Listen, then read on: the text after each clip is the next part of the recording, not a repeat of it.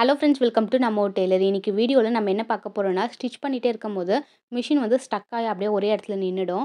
என்ன பண்ணுறதுன்னு தெரியாது. அந்த ப்ராப்ளத்தை எப்படி சால்வ் பண்ணுறதுன்னு பார்க்கலாம். இப்போ பேலன்ஸ் வீல் போர்ஷனில் பார்த்தீங்கன்னாக்கா, பேக் போர்ஷனில் வீல் வந்து நல்லா ரொட்டேட் ஆகுது. அதுவே ஃப்ரண்ட் போர்ஷனில் பார்த்தீங்கன்னாக்கா, ஒரு ஸ்டேஜுக்கு அப்புறம் வந்து அப்படியே ஸ்டக் ஆகி நிற்குது. இதுக்கு மேலே பார்த்தீங்கன்னா சுத்தவே இல்லை. உங்களுக்கு பார்க்கும்போது தெரியும்னு நினைக்கிறேன். நல்லா நான் ஸ்ட்ராங்காக பிடிச்சி தான் திருப்புறேன். இருந்தாலும் என்னால் திருப்ப முடியல. இதுக்கான ப்ராப்ளம் எங்கேருந்து ஆரம்பிக்குது அப்படின்னு பார்த்தீங்கன்னாக்கா, மேல் போர்ஷன்லேயே பாருங்கள். மிஷினோட மேல் போர்ஷனில் த்ரெட்டு வந்து நம்ம போட்டிருப்போம். அந்த த்ரெட்டெல்லாம் ரிமூவ் பண்ணிவிடுங்க.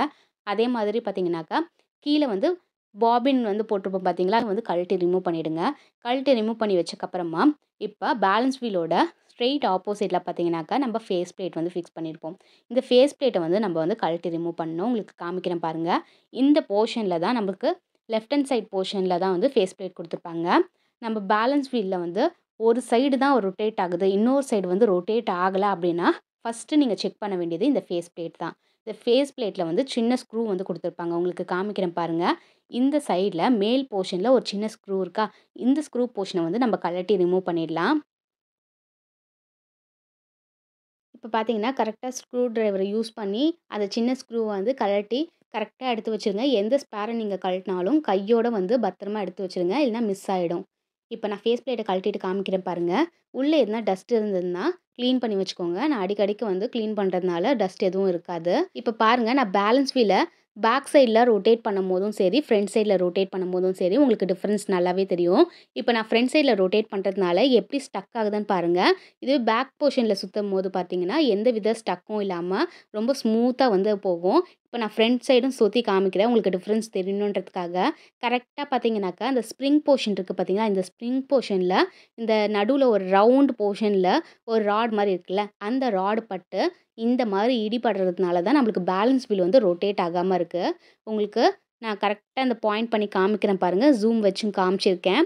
எங்கே வந்து உங்களுக்கு ஸ்டக் ஆகுதுன்னு அப்படின்னு டிஃப்ரென்ஸ் தெரியும். ஒரு சின்ன ஸ்க்ரூ வந்து வருது பார்த்தீங்களா, நல்லா ரொட்டேட் பண்ணுற பேலன்ஸ் வீலை ரொட்டேட் பண்ணும்போது இந்த மாதிரி ஒரு சின்ன ஒரு ஸ்க்ரூ உள் பக்கமாக இருக்குல்ல, அந்த ஸ்க்ரூ ப்ராப்ளம்னால தான் பேலன்ஸ் வீல் வந்து ஸ்டக் ஆகுது.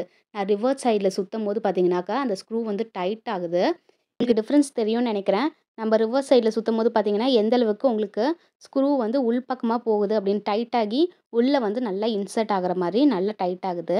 இதுவே பாருங்கள், நம்ம பக்கமாக நான் ரைட் சைட் பக்கம் வந்து டர்ன் பண்ணுறேன். நம்ம நார்மலாக வந்து பேலன்ஸ் வீல் எப்படி ரொட்டேட் பண்ணுறோமோ அதே மாதிரி நான் சுற்றி காமிக்கும் போது பாருங்கள், இந்த ஸ்க்ரூ போர்ஷன் வந்து வெளியில் வரதை உங்களால் நல்லாவே பார்க்க முடியும். நான் ஜூமில் வச்சு தான் காமிச்சிருக்கேன், அதனால் உங்களுக்கு நல்லாவே டிஃப்ரென்ஸ் தெரியும். கரெக்டாக பார்த்தீங்கன்னா, அந்த ஸ்ப்ரிங் போர்ஷன் வருதுல்ல, அந்த போர்ஷனில் இந்த ஸ்க்ரூ பட்டு பார்த்தீங்கன்னா இடிபடும். இடிபடுறதுனால உங்களுக்கு பேலன்ஸ் வீலை நல்லா ரொட்டேட் பண்ண முடியாது, ரொம்பவே ஸ்டக் ஆகும். இதனால தான் இந்த பேலன்ஸ் வீல் வந்து ரொட்டேட் பண்ணாமல் ஒரே இடத்துல ஸ்டக் ஆகி நிற்கிற ப்ராப்ளம் வந்து வருது. இப்போ உங்களுக்கு டிஃப்ரென்ஸ் தெரியும்னு நினைக்கிறேன். எந்த அளவுக்கு வந்து ஸ்டக் ஆகுது அப்படின்னு. இந்த ஸ்ப்ரிங்கே பார்த்தீங்கன்னாக்கா மேல் நோக்கி நகர்ற மாதிரி உங்களுக்கு தெரியும். இந்த போர்ஷனை வந்து ஸ்க்ரூ டிரைவரை யூஸ் பண்ணி டைட் பண்ணி விடுங்க.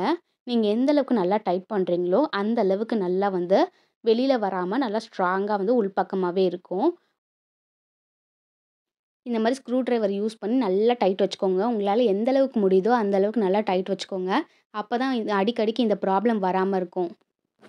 இந்த மாதிரி நான் டைட் வச்சுட்டேன். ஃபேஸ் பிளேட்டை மாட்டுறதுக்கு முன்னாடி நீங்கள் இன்னும் ஒரு வாட்டி செக் பண்ணிவிட்டு அதுக்கப்புறமா வந்து டைட் வைங்க திரும்பவும்.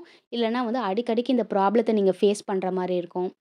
இப்போ பார்த்தீங்கன்னா, நம்ம டைட் வச்சக்கப்புறமா வீலை நல்லா சுற்றி பாருங்கள். இந்த மாதிரி சுற்றி பார்க்கும்போது ஸ்டக் ஆகாமல் நல்லா ஸ்மூத்தாக வந்து அந்த வீல் பார் வந்து கரெக்டாக சுற்றுதான்னு பார்த்துட்டு அதுக்கப்புறமா வந்து ஃபேஸ் பிளேட்டை வச்சு நம்ம க்ளோஸ் பண்ணிக்கலாம். பார்த்தீங்கன்னா, எவ்வளோ ஸ்மூத்தாக வந்து ரன் ஆகுறதோ உங்களால் பார்க்க முடியும். இந்த மாதிரி வந்து ஒரு வாட்டி ரொட்டேட் பண்ணிவிட்டு ஃபைனலாக வந்து நீங்கள் ஃபேஸ் பிளேட்டை க்ளோஸ் பண்ணுறதுக்கு முன்னாடி ஸ்க்ரூ டிரைவரை யூஸ் பண்ணி ஒரு வாட்டி நல்லா டைட் வச்சுடுங்க.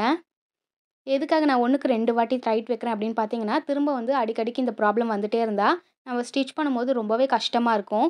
அதனால தான் நான் இத்தனை வாட்டி சொல்கிறேன். ஒரு வாட்டி நல்லா டைட் வச்சுட்டு அதுக்கப்புறமா நீங்கள் ஃபைனலாக ஃபேஸ் பிளேட்டை போட்டுக்கோங்கன்னு. இந்த மாதிரி ஃபேஸ் பிளேட்டை வச்சுட்டு ஸ்க்ரூவை யூஸ் பண்ணி நல்லா டைட் பண்ணிக்கோங்க. நம்ம வீடியோவை இப்போ தான் ஃபஸ்ட் டைம் பார்க்குறீங்கன்னா மறக்காமல் சப்ஸ்கிரைப் பண்ணுங்கள். பக்கத்தில் இருக்க பெல் ஐக்கானை கிளிக் பண்ணிக்கோங்க. அப்போ தான் நம்ம போடுற வீடியோ உங்களுக்கு நோட்டிஃபிகேஷனில் வரும்.